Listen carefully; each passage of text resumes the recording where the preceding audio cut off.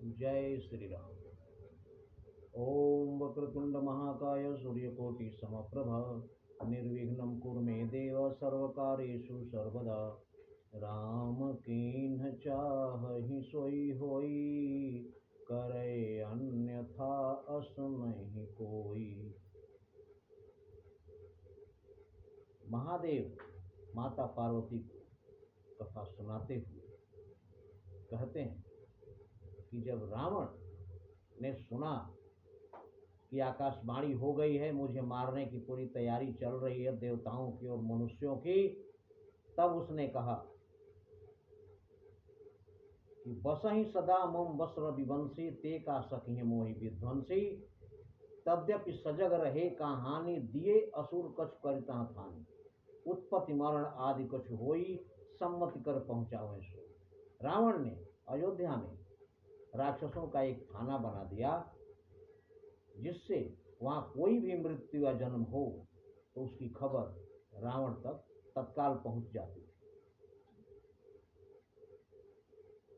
सूर्य वंश में जब राजा दिलीप हुए, पीढ़ी दर पीढ़ी रावण के यहाँ खबर पहुंचती रही।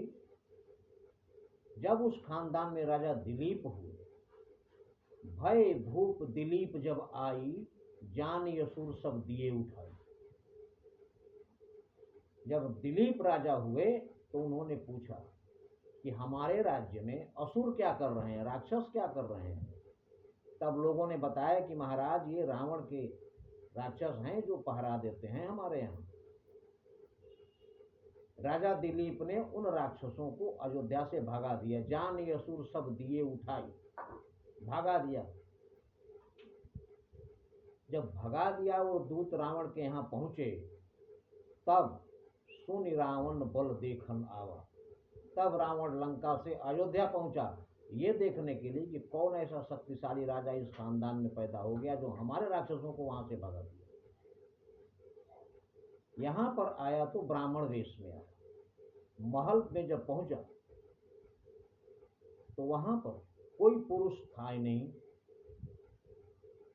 तो सुनि रावण बल देखन आवा, द्विजलक सब रानीन बैठावा। रानियों ने देखा कि ब्राह्मण आए हुए हैं महल पे, तो आदर सत्कार के साथ उसको बिठाया। पद पूजत, और जब आरती उतारने लगी ब्राह्मण की, प्रगटे से निज रूपा, तो रावण ने अपना भयंकर रूप प्रकट कर दिया उनके सामने। और जैसे ही रूप प्रकट किया, भागी भवन भीर मणि भूपा, डरी हुई रानियां घर के अंदर भाग कर दरवाजा बंद कर। तब रावण सरजू तट आया।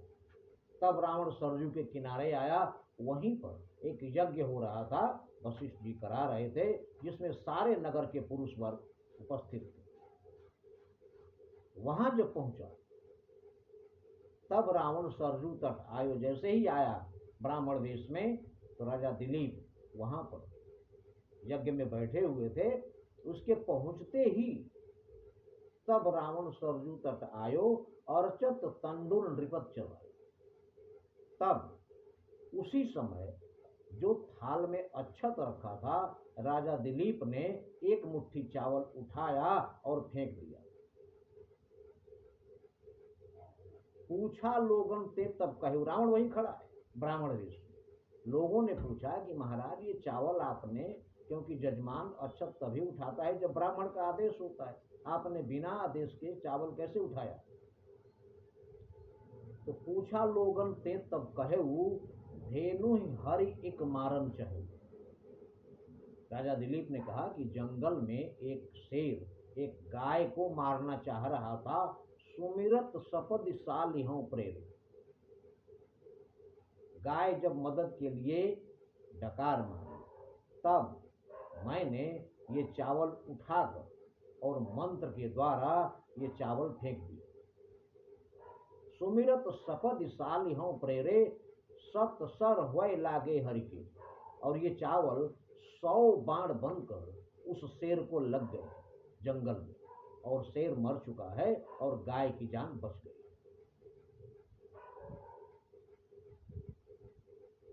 इसलिए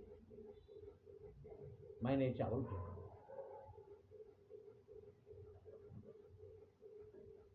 नहीं कलि कर्म न भगति विवेकु, राम नाम अवलंबन एकु।